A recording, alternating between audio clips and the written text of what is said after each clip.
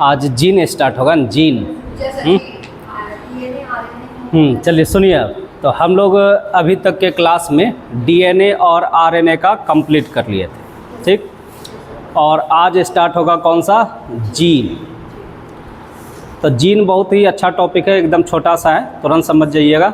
बस इसका मेन काम क्या होता है ना, कि कैरेक्टर को ट्रांसफ़र करना। मतलब माता पिता से जो है जो भी कैरेक्टर होगा वो कैरेक्टर बच्चे में आएगा। तो इस कैरेक्टर को ट्रांसफ़र करने का काम कौन करेगा, जीन करेगा। तो जीन होता क्या है पहले ये जानना पड़ेगा, इसका खोज किसने किया था ये जानना पड़ेगा, और कैरेक्टर ट्रांसफ़र कर रहा है तो कैसे ट्रांसफ़र होगा ये जानना होगा, ठीक है। तो इसके लिए हम लोग का जो है नेक्स्ट टॉपिक आता है कौन सा, जीन।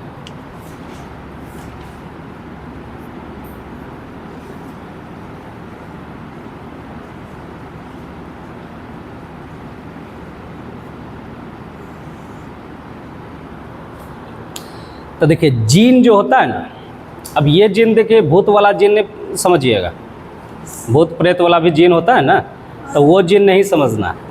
और इस बार हम थंबनेल में वही लगाएंगे, एगो भूत वाला भी जीन लगा देंगे, एक तो ओरिजिनल जो जीन होगा डीएनए का वो भी लगाएंगे। तो ये नहीं समझना है कि ये वाला भूत वाला जीन है, ठीक।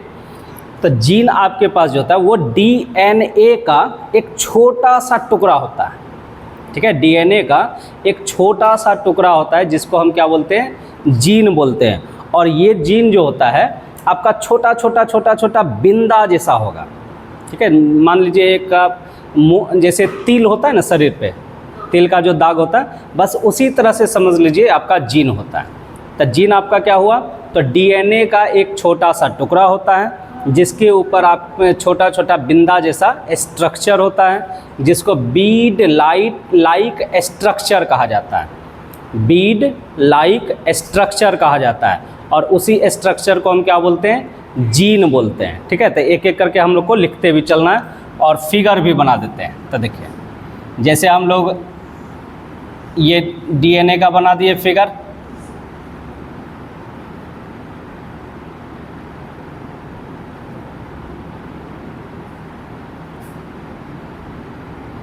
और डीएनए का एक छोटा सा भाग ले लेते हैं, मान लेते हैं हम इस टुकड़ा को ले लेते हैं, ठीक है। और इसको जब जूम करके दिखेगा तो मान लेते हैं ये वाला स्ट्रक्चर आ गया, ठीक। इसी पर आपके पास ऐसे ऐसे करके बिंदा बिंदा रहेगा, ठीक है। इसी पर आपका ऐसे बिंदा बिंदा रहेगा, और यही बिंदा आपका जो कहलाएगा, क्या कहलाएगा, जीन कहलाएगा, ठीक है। यानी अगर डीएनए का हम एक छोटा सा टुकड़ा लें और तो उस टुकड़ा को जब हम जूम करके देखेंगे, माइक्रोस्कोप से देखेंगे, तो उस पर छोटा छोटा बिंदा आपको दिखाई देगा। वही बिंदा आपका क्या कहलाएगा, जीन कहलाएगा। तो इसमें लिखते भी चलना है। तो लिखना है डीएनए का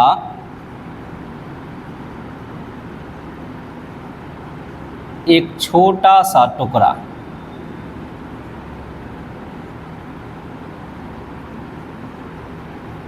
जिस पर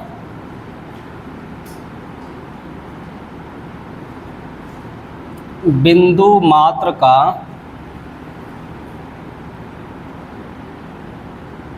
संरचना होता है।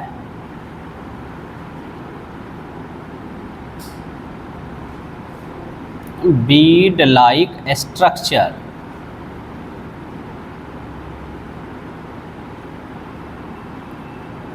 उसे जीन कहा जाता है।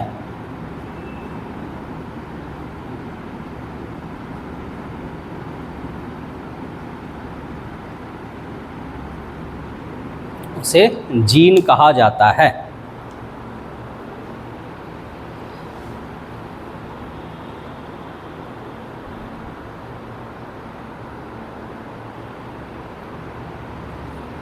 और इसका खोज जो किया था किसने किया था, तो देखिए खोजकर्ता, इसका डिस्कवरर अगर हम बात करेंगे, इसका खोज किसने किया था, तो देखिए ज से जीन, ज से जॉनसन, ज से जीन, ज से जॉनसन, यानी जीन का खोज किसने किया था? जॉनसन ने।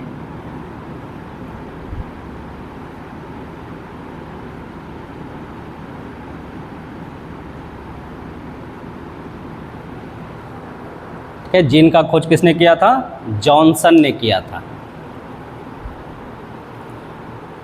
और जब हम जीन के बारे में पढ़ाई करते हैं, सिर्फ जीन का पढ़ाई करेंगे और किसी भी चीज़ का हम पढ़ाई नहीं करेंगे, सिर्फ जीन का ही स्ट्रक्चर कैसा होगा, उसका फंक्शन क्या होगा, कैसे काम करता है, क्या काम करता है, उसकी संख्या कितना है, इस सब के बारे में अगर उसका पूरा डिटेल में हम एनालिसिस करेंगे तो उस पढ़ाई को क्या कहा जाता है? जेनेटिक्स। तो यहाँ हो गया अगला, स्टडी ऑफ जीन, ये हो जाएगा आपका जेनेटिक्स, जिसको हिंदी में क्या बोलते हैं? आनुवांशिकी। ठीक है, आनुवांशिकी विज्ञान।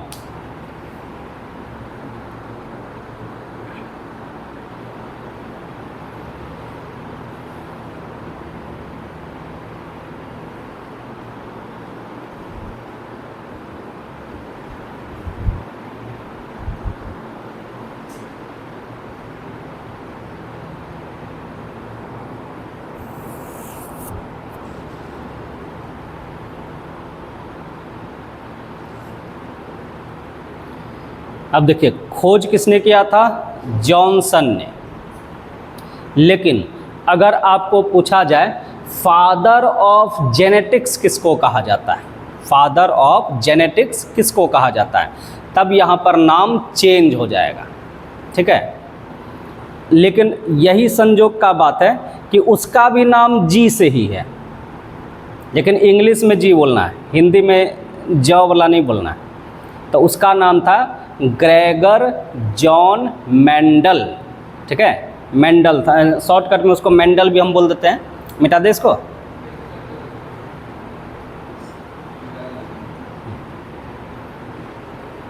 स्पीड में लिखिएगा, क्योंकि आज इसको करके कल जो है साइटोलॉजी को कंप्लीट कर लेंगे। ठीक है,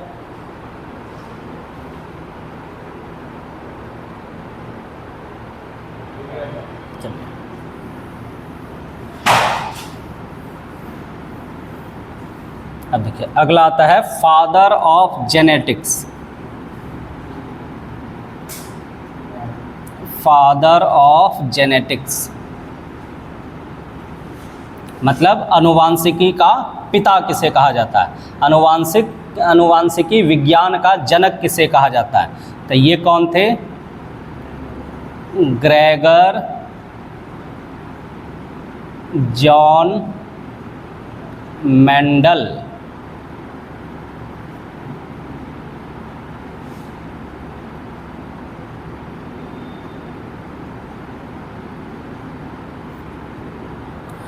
और इनको फादर क्यों कहा जाता है?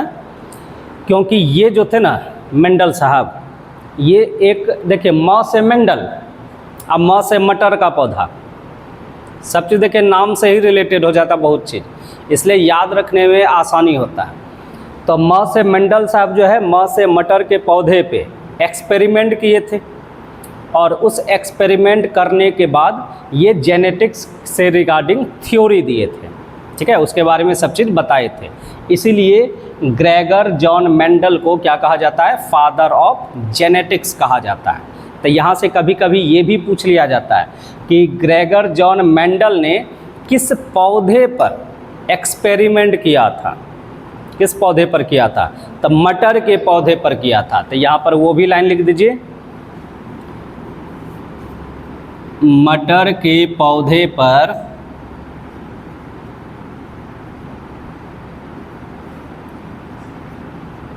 एक्सपेरिमेंट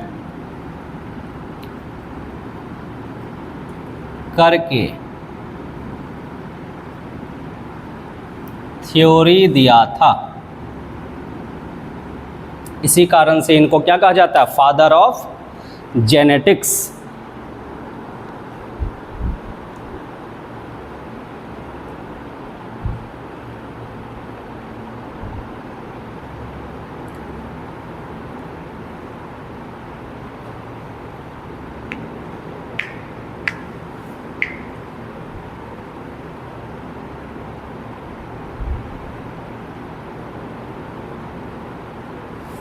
हो गया। अब देखिए बात आ जाता है कि सर ये जीन काम क्या करता है। तो ये जो जीन काम करेगा ना, क्या चीज़, तो कैरेक्टर का ट्रांसफ़र करना, यानी लक्षण का ट्रांसफ़र करना।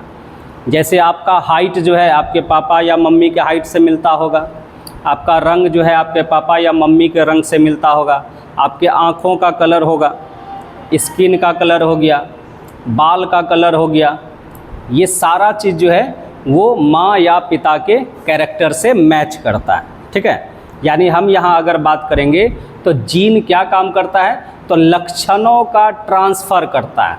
किसमें, तो एक पीढ़ी से दूसरी पीढ़ी में। ठीक है, लेकिन यहाँ एक बात ध्यान में रखना है, एक जीन एक कैरेक्टर को ट्रांसफ़र करेगा। एक जीन जो है 4-5 कैरेक्टर को ट्रांसफ़र नहीं करेगा, एक जीन एक ही कैरेक्टर को ट्रांसफ़र करेगा।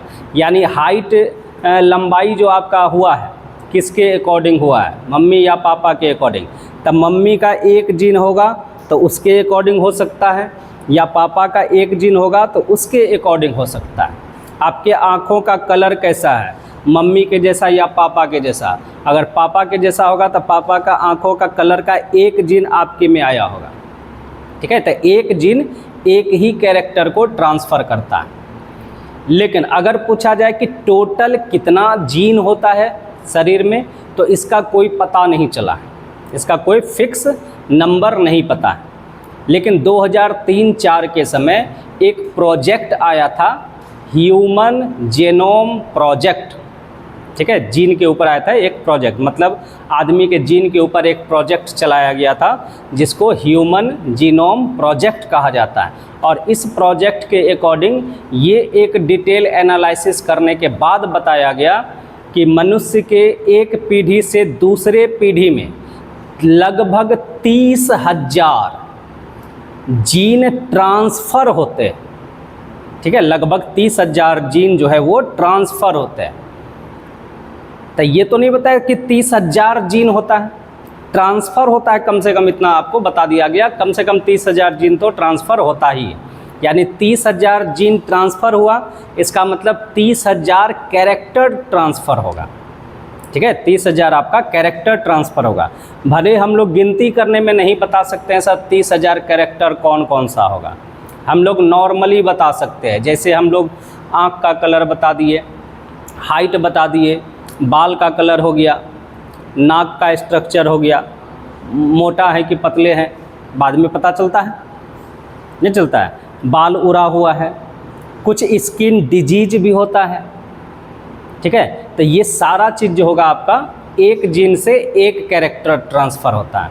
ठीक है, और ह्यूमन जीनोम प्रोजेक्ट के अकॉर्डिंग बताया गया कि कितना जीन ट्रांसफ़र होता है, तो 30,000 जीन ट्रांसफ़र होता है। और कब आया था ये प्रोजेक्ट, 2003-4 के समय आया था। समझे इस बात को, तो ये आपको ध्यान में रखना, आप इसी के बारे में हम लोग को लिख देना है। तो लिखिए इसमें, एक पीढ़ी से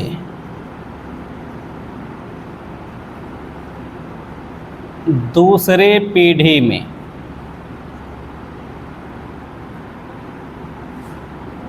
लक्षणों का ट्रांसफ़र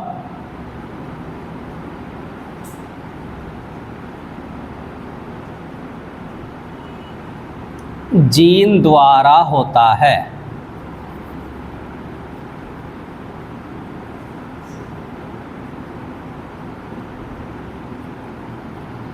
जैसे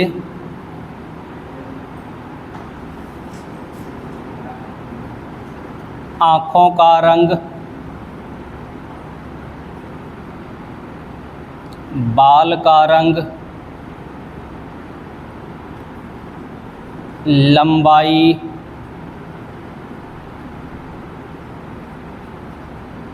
त्वचा का रंग इत्यादि। एक gene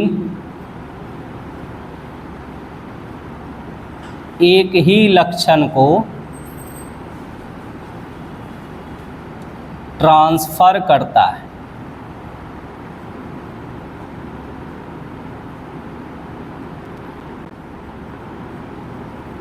total number of gene पता नहीं है। ठीक है, टोटल नंबर ऑफ जीन कितना होता है तो ये पता नहीं है। तो इसको लिखिए जल्दी से।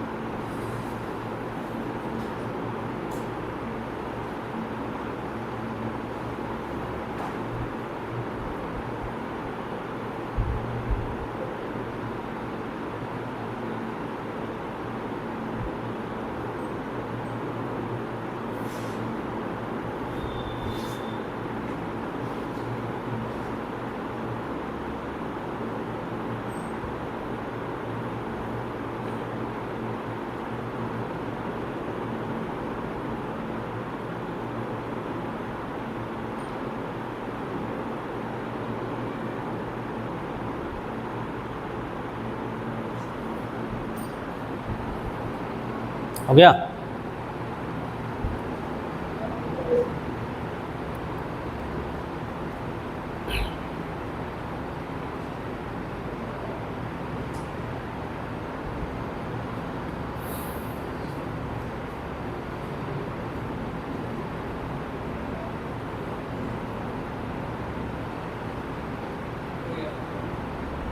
हो गया?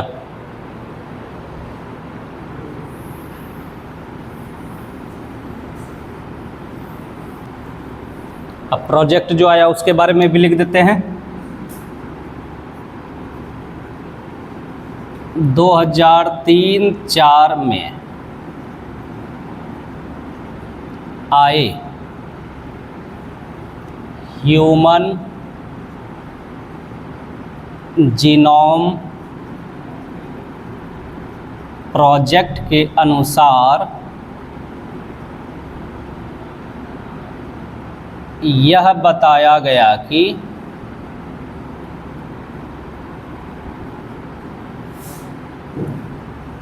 एक पीढ़ी से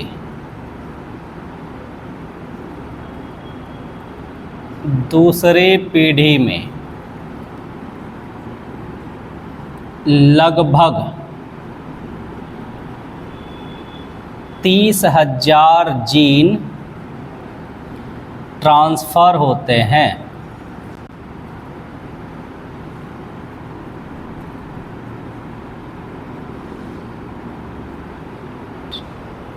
ठीक है, लगभग कितना ट्रांसफ़र होता है?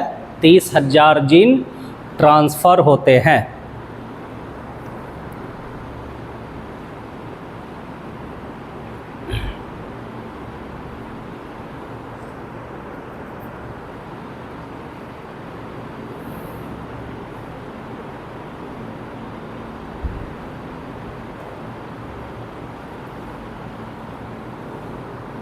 और जब इस जीन में या क्रोमोसोम में, जब जीन में या क्रोमोसोम में गड़बड़ी हो जाएगा, ठीक है, जब इसमें गड़बड़ी होगा तो उस समय जो बीमारी होगा उसी को कहा जाता है जेनेटिक डिजीज, आनुवांशिक रोग बोला जाता है। ठीक है, जब जीन में या क्रोमोसोम में गड़बड़ी होगा तो उस समय जो बीमारी होती है उसको क्या कहा जाता है? जेनेटिक डिजीज कहा जाता है, आनुवांशिक रोग कहा जाता है। समझे इस बात को? और ये बाय बर्थ होता है, जन्म लेने के साथ ही होता है। भले स्टार्टिंग में पता नहीं चलेगा, बाद में होगा। जैसे बच्चा जब जन्म लेगा, अब उसका हाइट कम ही हो गया, बढ़ ही नहीं रहा है, तो वो जन्म लिया उस समय थोड़ी पता चला, वो तो बाद में ना पता चलता उसका हाइट नहीं बढ़ रहा है। ठीक है, तो ये जेनेटिक डिजीज जो होगा, जो जन्म से लेने वाला, जन्म से ही जो बीमारी होगी उसको कहा जाता है क्या? जेनेटिक डिजीज बोलेंगे। ठीक है, आनुवांशिक रोग बोलेंगे। और ये क्यों होता है? तो जब जीन या क्रोमोसोम में गड़बड़ी होता है। समझे? तो जीन या क्रोमोसोम में गड़बड़ी होने से कौन सी बीमारी होगी? जेनेटिक डिजीज होगी। आनुवांशिक रोग होगा, और ये जन्म से ही होता है, ऐसा नहीं कि जन्म के बाद होगा, नहीं, अलग से नहीं आता, वो जन्म लेने के साथ ही आता है, वो आपके साथ ही आता है, साथ ही जाएगा, आपका पीछा नहीं छोड़ने वाला, समझे इस बात को। और ये जो जीन या क्रोमोसोम में जो गड़बड़ी हुआ है, ये जो गड़बड़ी हुआ है, उस गड़बड़ी को क्या कहा जाता है, म्यूटेशन। तो कभी कभी ये भी पूछा जाता है, जीन में या क्रोमोसोम में जो गड़बड़ी होती है, जो बदलाव होता है, उसे क्या कहा जाता है, म्यूटेशन कहा जाता है। ठीक है, तो ये हम लोग को लिख लेना है।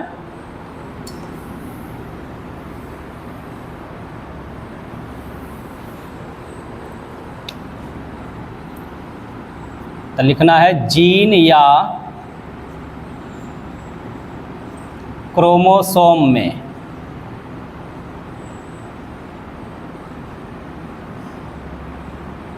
समस्या आने से, समस्या आने से लिख सकते हैं, या बदलाव होने से ये भी बोल सकते हैं, जो बीमारी होती है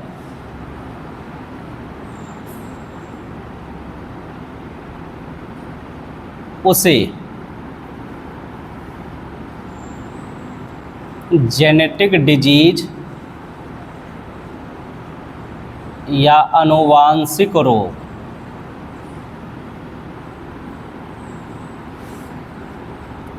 कहा जाता है।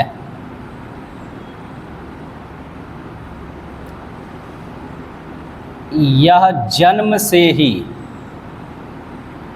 या जन्म के साथ ही, यह जन्म के साथ ही होता है।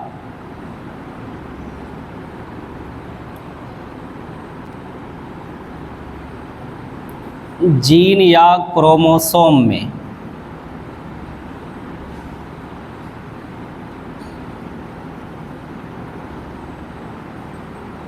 बदलाव को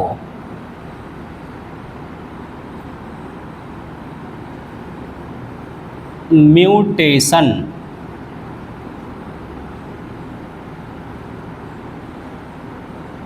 कहा जाता है।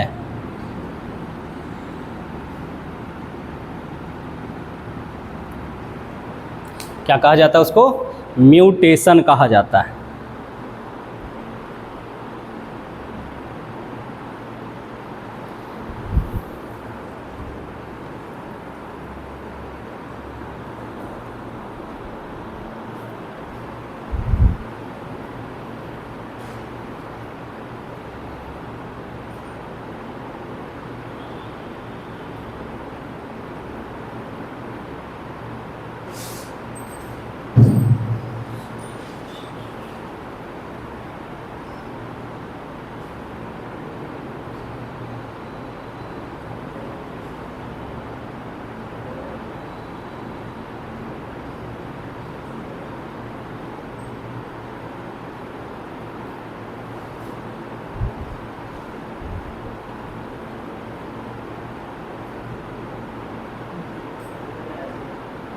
हो गया, चलिए आप लोग का हो गया।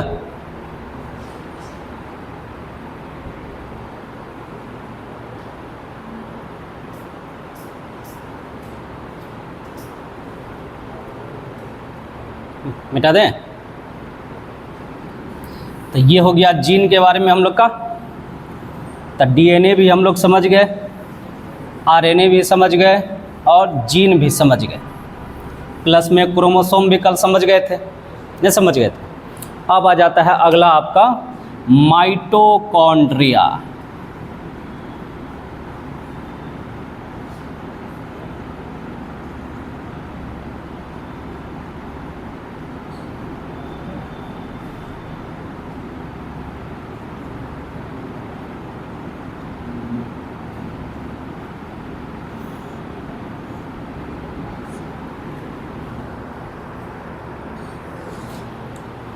माइटोकॉन्ड्रिया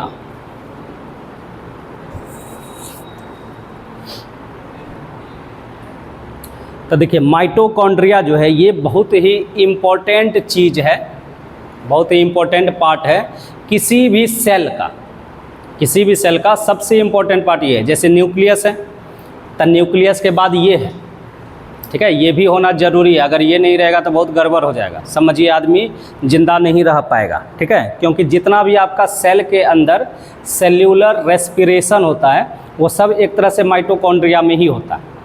यानी जैसे हम खाना पीना खाए, ग्लूकोज खाए, ऑक्सीजन सांस ले रहे हैं, तो ग्लूकोज जो ऑक्सीजन में टूटेगा वो माइटोकॉन्ड्रिया में ही होता है। और ये एनर्जी बनाने के बाद वहाँ से जितना एनर्जी शरीर को ज़रूरत होगा सबको भेज देगा, और जो बचेगा अपने पास जमा करके रखेगा, ठीक है, अपने पास जमा रखता है। बाद में क्या होगा, जैसे आप खाना पीना नहीं खाइएगा, भूखे रहिएगा, तो आपके पास एनर्जी आना चाहिए, तो यहाँ से वो एनर्जी पास होता रहता है, ठीक है। और फिर एक फैट भी आता है, फैट भी धीरे धीरे गलता है, तो वो भी आएगा सारा चीज़। तो माइटोकॉन्ड्रिया जो है बहुत ही इम्पोर्टेंट पार्ट है। और जन्म लेने के बाद जैसे सेल बन गया, तो सेल बनने के बाद सबसे पहले यही बनता है, सबसे पहला पार्ट सेल ऑर्गेनली में माइटोकॉन्ड्रिया ही बनता है। क्योंकि सेल को जिंदा रहने के लिए एनर्जी चाहिए, और एनर्जी बनाने का काम कौन करेगा, तो माइटोकॉन्ड्रिया करेगा। इसी कारण सबसे पहले जो सेल में बनता है वो कौन बनता है, माइटोकॉन्ड्रिया बनता है।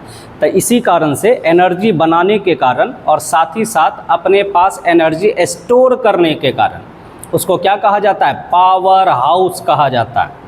क्योंकि जहाँ पे एनर्जी स्टोर होता है उसको हम पावर हाउस बोलते हैं ना। जैसे आप स्टेशन सब पे आप जाइएगा, देखिएगा पावर हाउस लिखा हुआ रहता है स्टेशन पे, मतलब वहाँ पे क्या होगा, जितना पूरे स्टेशन का जो लाइट वगैरह सबका सिस्टम होगा वहीं से रेगुलेट होता है, वहीं से वो पावर सप्लाई करता है। इसी कारण से माइटोकॉन्ड्रिया को क्या कहा जाता है, powerhouse of the cell. यानी सेल का पावर हाउस किसको कहा जाता है, माइटोकॉन्ड्रिया को कहा जाता है। तो एक एक करके लिखते चलिए। तो पहला पॉइंट लिखेंगे, इसे सेल का पावर हाउस कहा जाता है। इसे सेल का पावर हाउस कहा जाता है, या एनर्जी हाउस भी आप बोल सकते हैं, लेकिन जनरली क्वेश्चन में पावर हाउस ही लिखा हुआ रहता है। और ये जो है डबल मेम्ब्रेन वाला है, यह डबल मेम्ब्रेन वाला होता है। यानी इसका जो स्ट्रक्चर होगा इसमें दो मेम्ब्रेन होगा, इसे सटा हुआ, जैसे एक और बताए थे ना आपको सेल मेम्ब्रेन के बारे में। तो सेल मेम्ब्रेन भी कैसा होता है, डबल मेम्ब्रेन वाला। तो उसी तरह से ये भी आपका कैसा होता है, डबल मेम्ब्रेन वाला होता है। और इसका अगर स्ट्रक्चर का बात करेंगे तो स्ट्रक्चर कैसा होता है, तो जूता के सोल के जैसा, ठीक है। जूता का सोल आप देखें इस तरह का रहता है ना, आगे ऐसे पीछे से हल्का सा ऐसे उठा हुआ ऐसे रहता है ना, तो इसी तरह से वो रहता है जूता के सोल के जैसा। तो हम लोग जनरली इसको अभी लिख लेते हैं, इसका आकार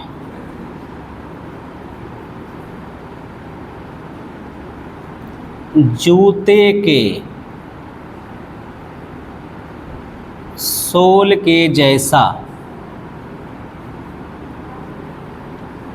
होता है। जूते के सोल के जैसा इसका स्ट्रक्चर होता है। इसका स्ट्रक्चर कैसा होता है, जूता के सोल के जैसा होता है। हाँ, और एक बात इसका जो है नेक्स्ट बात जो होगा और ज़्यादा इम्पोर्टेंट है, माइटोकॉन्ड्रिया में अपना डीएनए होता है, इसका खुद का डीएनए होता है। और इसका जो डीएनए का स्ट्रक्चर होता है वो कैसा होता है, तो जैसा प्रोकैरियोटिक सेल होता है उसके जैसा स्ट्रक्चर होता है। इसी कारण से माइटोकॉन्ड्रिया को हम लोग माइटोकॉन्ड्रिया के डीएनए को हम लोग प्रोकैरियोटिक सेल से कंपैरिजन करते हैं, उसके जैसा होता है लगभग, ठीक है। तो हम लोग का अगला पॉइंट लिख लीजिए, इसका खुद का डीएनए होता है।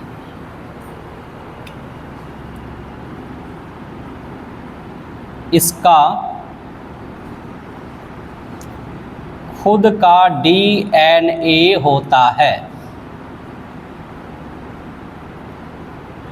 जो प्रोकैरियोटिक सेल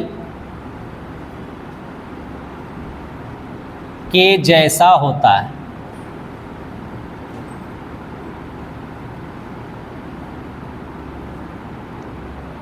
जो किसके जैसा होता है? प्रोकैरियोटिक सेल के जैसा होता है।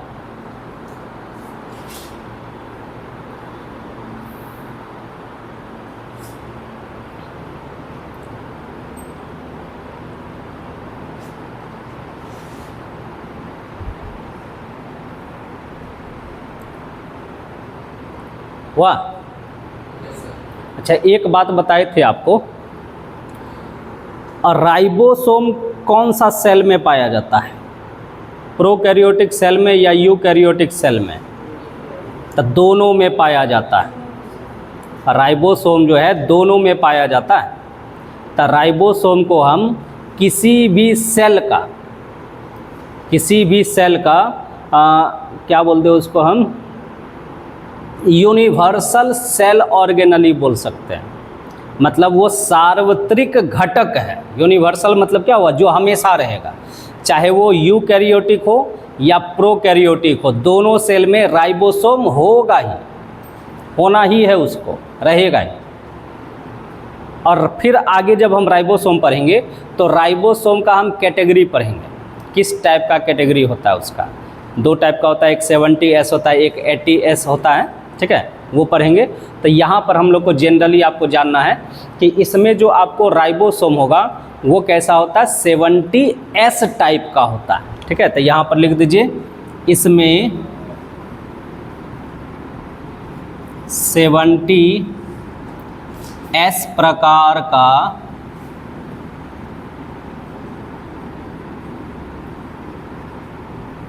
राइबोसोम होता है। अभी आपको 70S सिर्फ आपको ध्यान में रखना है, आगे उसका आएगा, राइबोसोम पढ़ाएंगे तो उसमें पूरा आएगा।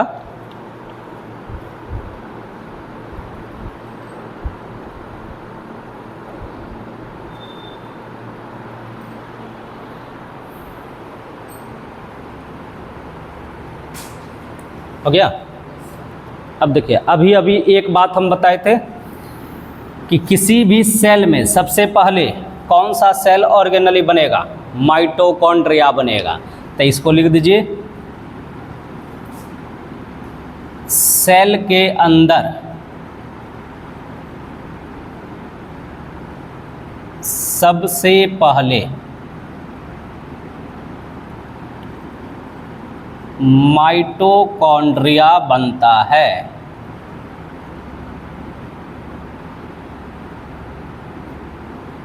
इसको हम बोलते हैं प्रथम उद्भिद कोशिकांग, ठीक है। कितना खतरनाक हिंदी है, प्रथम उद्भिद कोशिकांग, फर्स्ट ओरिजिनेटेड सेल ऑर्गेनली। उसी को हम लोग नॉर्मली पढ़ लिए, क्या चीज़? सबसे पहला कौन सा कोशिकांग बनता है? तो माइटोकॉन्ड्रिया बनता है।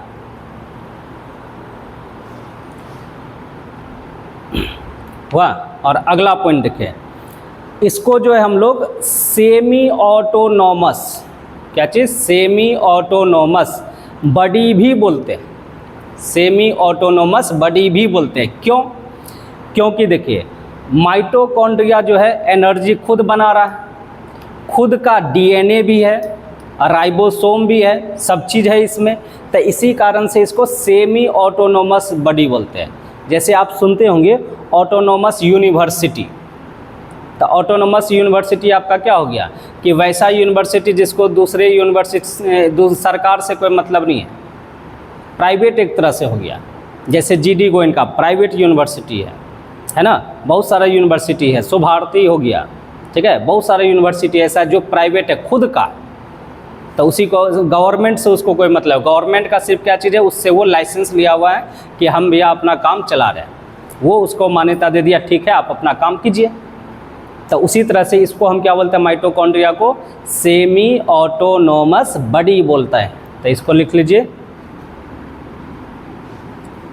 इसे सेमी ऑटोनोमस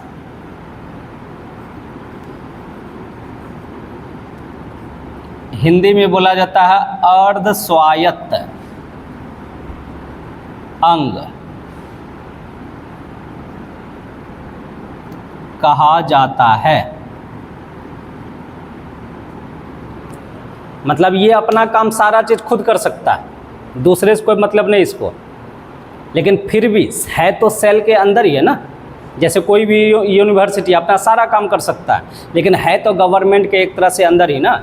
गवर्नमेंट से तो उसको लाइसेंस लेना ही पड़ेगा, बिना उसका तो होगा नहीं।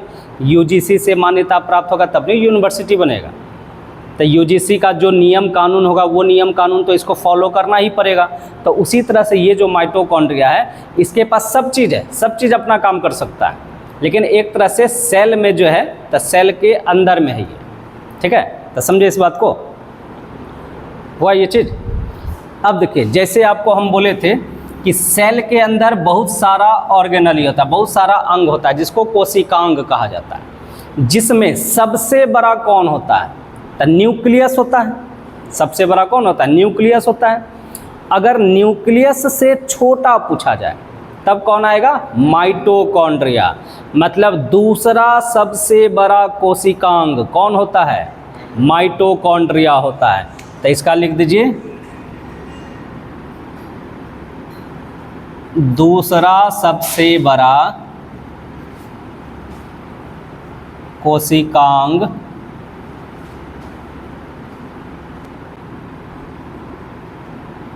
माइटोकॉन्ड्रिया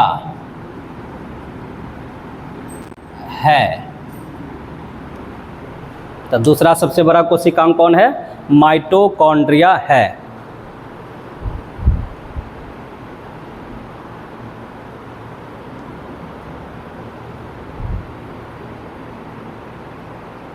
लेकिन प्रोकैरियोटिक सेल में माइटोकॉन्ड्रिया नहीं होता है। ठीक है, तो अगला लिख दीजिए, प्रोकैरियोटिक सेल में माइटोकॉन्ड्रिया नहीं होता है। प्रोकैरियोटिक सेल में माइटोकॉन्ड्रिया नहीं होता है।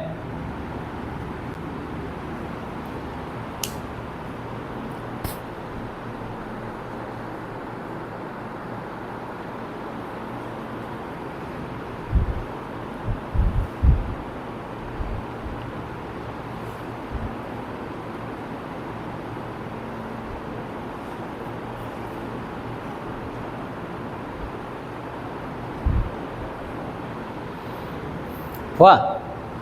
मिटा दें? चलिए, अब देखिए, अभी हम आपको बताए थे कि माइटोकॉन्ड्रिया का जो स्ट्रक्चर है जूता के सोल के जैसा होता है। तो एक तरह से ऐसे बना दिए, क्यों गया इस तरह का। इसमें जो है इस तरह से आपका उंगली नमा संरचना होगा, ऐसे करके। और यही संरचना जो है, इसी को हम कहते हैं क्या चीज़? माइटोकॉन्ड्रिया। इसी को क्या कहा जाता है? माइटोकॉन्ड्रिया। और इसी माइटोकॉन्ड्रिया में कोशिकीय श्वसन होता है, जिसको सेल्यूलर रेस्पिरेशन कहा जाता है। यानी सेल के अंदर जो रेस्पिरेशन होगा वो कहाँ होता है? माइटोकॉन्ड्रिया में। तो यहाँ लिखेंगे, इसी में, ये अंगुली नामा इसको लिखेंगे, अंगुली नुमा। इसी में सेल्यूलर रेस्पिरेशन,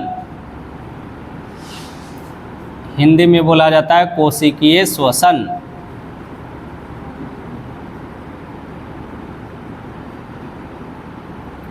होता है। अब बोलिएगा सेल्यूलर रेस्पिरेशन क्या हुआ? तो रेस्पिरेशन का मतलब तो आप जान ही रहे हैं, ग्लूकोज का ऑक्सीजन की उपस्थिति में टूटना। तो आपके पास जो इक्वेशन बनेगा C6H12O6 प्लस 6O2, इसको इधर करके थोड़ा लिखते हैं, C6H12O6 plus 6O2, 6CO2, 6H2O, अब प्लस में एनर्जी। और यही जो आपका ऊर्जा है, ये ऊर्जा किस रूप में निकलती है? तो ATP के रूप में, पता है ना। और ATP का फुल फॉर्म बताए थे, एडिनोसाइन ट्राइफॉस्फेट, हो गया। तो समझिए एक तरह से ये आपका क्या चीज़ है? एनर्जी है। बिना इसका सेल काम नहीं करेगा। जैसे हम लोग अगर जिंदा है, तब बिना पैसा का क्या हम लोग जिंदा रह पाएंगे? नहीं रह पाएंगे। ना पैसा रहेगा, ना खाने पीने कुछ नहीं मिलेगा, तो फिर मर ही जाएंगे। तो उसी तरह से हमारे पास जो एनर्जी है वो किस रूप में है? ATP के रूप में। और हम लोग जो जिंदा हैं वो एनर्जी हम लोग के रूप में पास किस रूप में है? पैसा के रूप में। तो इसको जो है पैसा से कंपैरिजन किया जाता है, यानी सेल का, इसको जो हम बोलेंगे ATP को, सेल का एनर्जी करेंसी कहा जाता है। ठीक है, अगर पूछा जाए कभी, बताइए एनर्जी करेंसी ऑफ सेल किसे कहा जाता है? तो ATP को कहा जाएगा। ठीक है, इसको क्या कहा जाएगा? Energy currency. तो ये हो गया, इसको कहा जाएगा एनर्जी करेंसी। करेंसी का मतलब क्या हुआ? मुद्रा हो गया। नहीं, मुद्रा पैसा जो लेते हैं हम लोग, तो वो बोलते हैं ना इंडियन करेंसी। तो इंडिया, भारतीय मुद्रा, भारत का पैसा। तो इसको हम क्या बोलेंगे? Energy currency of cell.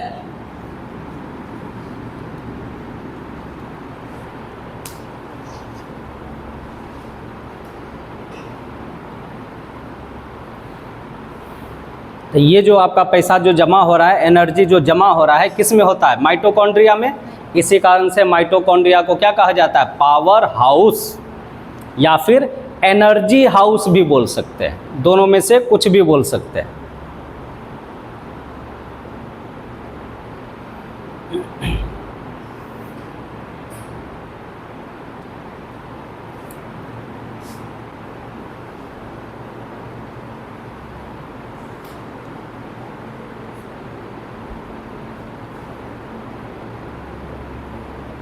आपके पड़ोसी देश में थोड़ा लेट लगता है। लिख लिए? आप लिखे?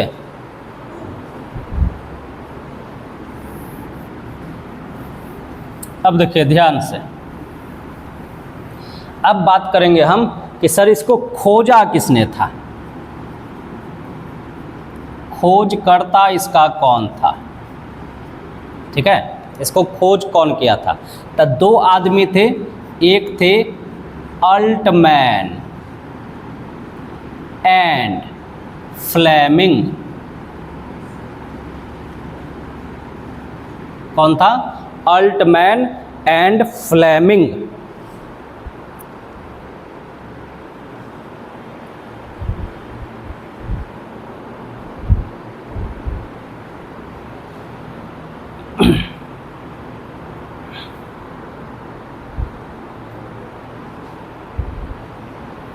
अब देखिए नामकरण में इसका बहुत अच्छी टेंशन वाला बात है, यानी माइटोकॉन्ड्रिया का जो नाम पड़ा था ना, इसका बहुत ही अल्टर है। एक नाम नहीं पड़ा था, चार चार नाम पड़ा था इसका। लास्ट में इसको माइटोकॉन्ड्रिया कहा गया था। तो सबसे पहले जो है, जैसे हमारे पास फ्लेमिंग, तो फ्लेमिंग जो इसका नाम रखा था, फ्लेमिंग, वो क्या नाम रखा था? फीला। वो क्या नाम रखा था? फीला। यानी जब खोज हुआ तो फ्लेमिंग बोला इसको जो है हम नाम क्या देंगे? फीला नाम देंगे। लेकिन अल्टमैन जो है, अल्टमैन ये बोला कि भैया फीला तुम रखो, लेकिन हम इसको क्या बोलेंगे? बायोप्लास्ट। इसको हम क्या बोलेंगे? बायोप्लास्ट। ठीक है। और एक तीसरा आदमी आ गए, एक तीसरा आदमी आ गए जिसका नाम क्या था? कॉलीकर। जिसका नाम क्या था? कॉलीकर। तो ये बोला भैया आप फीला बोलिए, बायोप्लास्ट बोलिए, लेकिन हम बोलेंगे सैक्रोसोम। हम क्या बोलेंगे? सैक्रोसोम। 3 आदमी हो गया। तब जाके सबसे इस सब को हटा करके एक नया आदमी आया और जिसका नाम था बेंडा। क्या नाम था उसका? बेंडा। और बेंडा जो है इसका नाम क्या रखा? माइटोकॉन्ड्रिया। बेंडा इसका नाम क्या रखा? माइटोकॉन्ड्रिया। तो यहां से क्वेश्चन पूछा जाता है, क्या चीज? माइटोकॉन्ड्रिया का नाम बायोप्लास्ट किसने रखा था? तो अल्टमैन ने। माइटोकॉन्ड्रिया का नाम फ्लेमिंग ने क्या रखा था? फ्लेमिंग ने क्या रखा था? तो फीला नाम रखा था।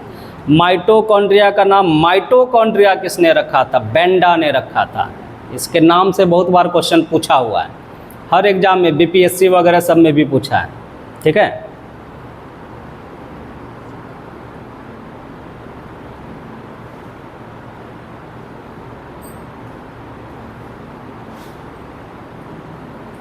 हुआ? तो इसका नाम से ध्यान में रखिएगा। खोज किसने किया? Altman and Fleming. अब देखिए, जैसे इसमें भी आपको थोड़ा बहुत याद करने में दिक्कत हो जाता है, तो कम से कम 2 को तो याद हो ही जाएगा आराम से। तो देखिए, एफ से फ्लेमिंग है ना, एफ से फ्लेमिंग, एफ से फिला है ना, एफ से फ्लेमिंग, एफ से फिला। अल्टमैन में देखिए हमारे पास टी का उच्चारण आ रहा है ना, टी का उच्चारण जब हम बोलते हैं अल्टमैन तो ट हम बोलते हैं ना, उसी तरह से देखिए बायोप्लास्ट ट आ रहा है ना, तो हमारे पास टी मैच कर रहा है, ये आ रहा है। तो 2 को तो हमको याद हो ही जाएगा। और तीसरा ये तो एकदम याद रखना ही है, बेंडा रखा था कौन? माइटोकॉन्ड्रिया। और बच गया हमारे पास कॉलिकर, तो वो रखा था क्या? सैक्रोसोम रखा था। ठीक है, चलिए अगला आते हैं। अब देखिए, अब बात आ जाता है कि जैसे हमारे पास एनिमल सेल ले, एनिमल सेल का मतलब क्या हो गया? मानव कोशिका बोलिए या जंतु कोशिका बोलिए। ठीक, तो जंतु कोशिका के लीवर में से, यानी लीवर सेल बोलेंगे, इस लीवर के सेल में से माइटोकॉन्ड्रिया को सबसे पहले किसने अलग किया था? ठीक है, लीवर सेल था, कोई भी आदमी का ले लीजिए या जानवर किसी का भी ले लीजिए, तो उसके लीवर में से माइटोकॉन्ड्रिया को अलग करने वाला पहला आदमी कौन था? तो 2 आदमी थे वो, एक थे बेंसले और दूसरा था हॉर। ठीक है, तो यहाँ पर क्या लिखेंगे? लीवर सेल में से सबसे पहले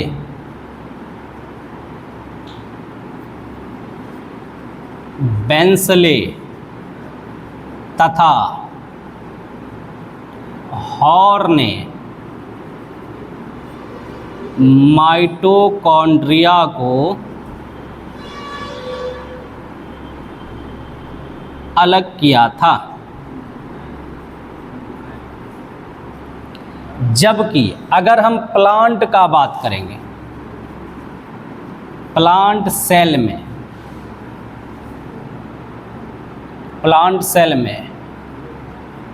माइटोकॉन्ड्रिया को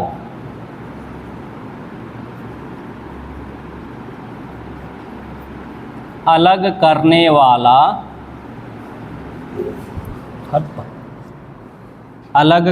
वाला मीव्स था, MEVES। ठीक है, कौन था? मीव्स था। दिखाई तो मेरा दे ही रहा है, हाँ, हम ही नहीं दिखेंगे, नहीं हम भी दिख ही जाएंगे, हम भी दिख ना, वो सब पाप लगेगा। तो बोलिए इसको समझे। देखिए फिर से एक बार सुन लीजिए। एनिमल सेल के लीवर सेल से जो माइटोकॉन्ड्रिया को अलग करने वाला था वो कौन थे? बेंसले तथा हॉर ने। जबकि प्लांट सेल से माइटोकॉन्ड्रिया को अलग करने वाला कौन था? मीव्स था। ठीक है, ये साइंटिस्ट का नाम है। ठीक है, साइंटिस्ट का नाम है, ये आपको ध्यान में रखना है। तो यहाँ तक है हम लोग का माइटोकॉन्ड्रिया, इसके आगे माइटोकॉन्ड्रिया नहीं है। अब राइबोसोम स्टार्ट होता, लेकिन आज तो हमको नहीं लगता होगा, क्योंकि अब गर्मी में क्या पढ़ेंगे। कट गया लाइट, सुबह से ही लाइट कटा हुआ था। ठीक है, तो अच्छा चलिए इतना रहने देते हैं। कल कोशिश करेंगे कि पूरा कंप्लीट कर लेने का। ठीक है, अब ज़्यादा नहीं बचा, एक जैसे आपका राइबोसोम है, लाइसोसोम है ना, यही सब आपका बचा हुआ है। राइबोसोम हो गया, लाइसोसोम हो गया, एक ER होता है एंडोप्लाज्मिक रेटिकुलम, ठीक, और उसके बाद एक प्लास्टिड्स आएगा, एक गोल्जी का आएगा, फिर माइक्रोबडीज आएगा, वैक्यूल्स आएगा, 4-5 है। कल हो जाएगा तो ठीक है, कल नहीं हो पाएगा तो परसों कर देंगे। ठीक है, क्या ज़्यादा 2 दिन और जाएगा, तो आज इतना ही हम लोग रखते हैं क्या।